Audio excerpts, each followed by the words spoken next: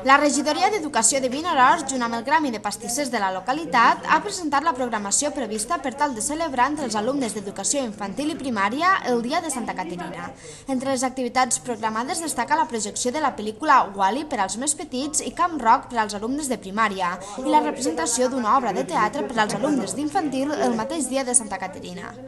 L'acte central, organitzat pel Gremi de Pastissers de Vinaròs, tindrà lloc a partir de les 5 de la vesprada amb l'entrega de premis del concurs de lloes, una tradició que la regidora d'Educació, Maria José Ferrer, afirma que es vol mantenir. A part de recuperar el que és la tradició pròpia d'això, que és una llàstima que es perdi,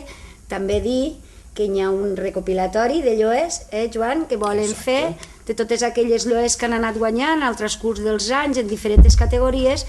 se farà un llibre, un recopilatori perquè després aquests xiquets vegin que se publiquen, per tant, des d'aquí animem a tota la gent a que ho participi. La regidora d'Educació de Vinaròs també ha destacat la participació que tindran en aquesta celebració els alumnes del Centre Ocupacional del Maestrat. Des de l'Ajuntament, juntament amb Joan, l'any passat ja vaig tindre la gran sort de poder participar.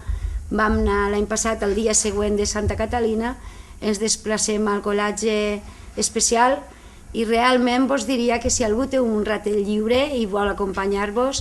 és la sensació més bonica que et pugues trobar, Joan? Ell ja l'havia viscut, però jo no. I realment aquests xiquets, nosaltres allí sí que donem a totes les lloes que es presenten,